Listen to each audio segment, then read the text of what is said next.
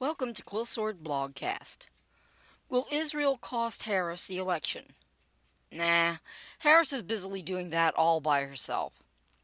But her ineptitude on the crisis in Israel is making things much worse for her. Neither Michigan nor Minnesota are worth the kind of grief the Biden admin, including Harris, is creating for itself, sacrificing millions of votes not only in this election but in contests to come for the sake of a few 100,000 that might or might not even vote is gross political incompetence. The Jewish vote has been staunchly Democrat for the last 70 years at least. Losing that part of the Democrat coalition will damage the party permanently. Assuming they survive losing the election, wouldn't bet on it. The Biden admin has been undercutting their support for Israel since the conflict began in a hopeless attempt to placate the most insane part of their base and to win a handful of Muslim votes in Michigan. Michiganders must be so proud. The reason the U.S. historically does not deal with hostage takers is that it encourages the taking of hostages. Most of Europe does pay ransoms, and they have an endemic problem with having hostages taken. The U.S. sends Navy SEALs, and we rarely see U.S. citizens taken as hostages. The Democrats, starting with Obama, had better ideas.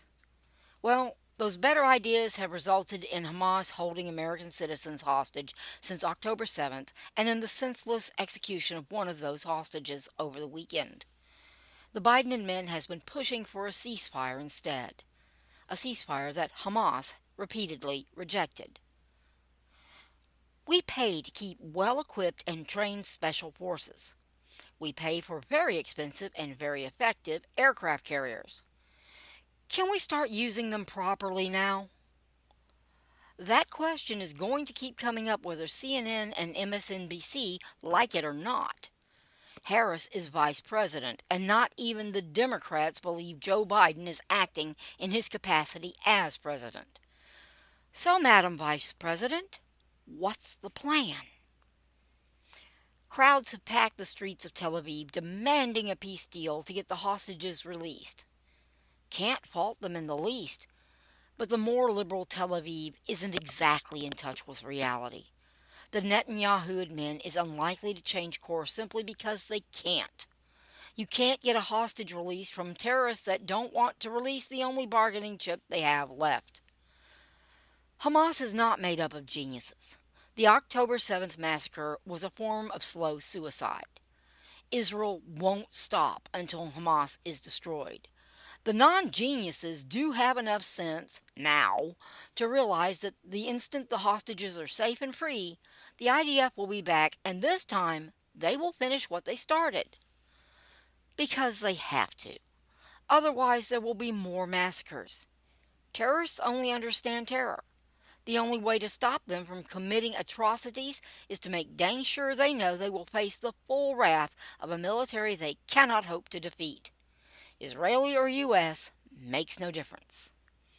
What does make a difference is allowing the crisis to drag on by slow-walking aid deliveries.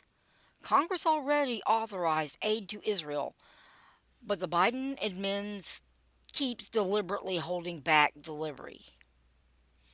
Gotta get those Michigan votes, don't you know?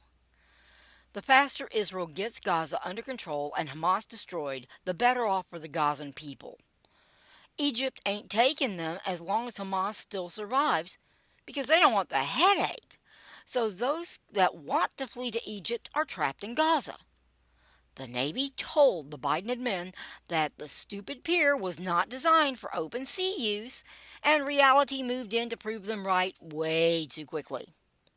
Can't get the people out or supplied, and Israel can't risk stopping now. How do you plan to solve this, Madam Vice President? Today, not on January 20th.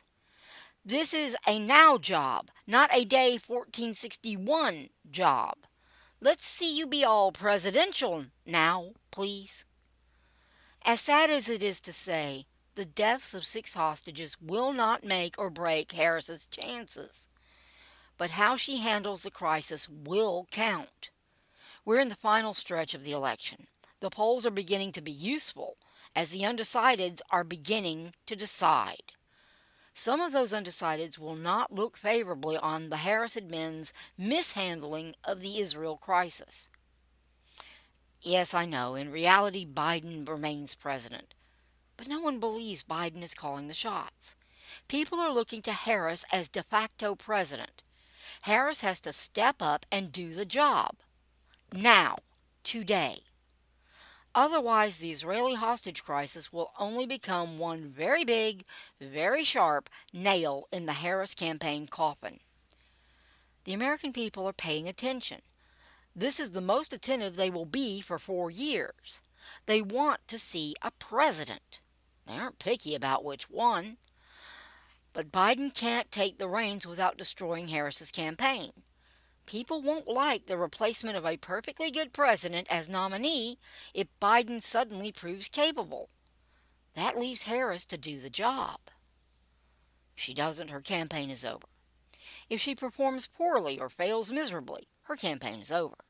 If she doesn't get a half-decent deal, her campaign is over. If, however, she comes through like a champ, she could win the election. This is her moment to shine and eclipse Trump.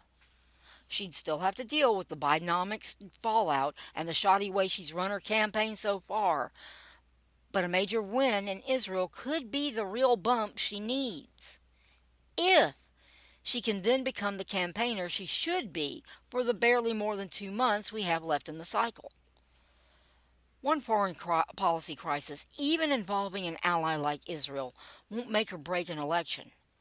But it can make a candidate go from pretender to contender. Not if Harris keeps clinging to Michigan, however. Sorry, Michigan, but you can't be kingmaker this cycle. You might just destroy a candidacy, though.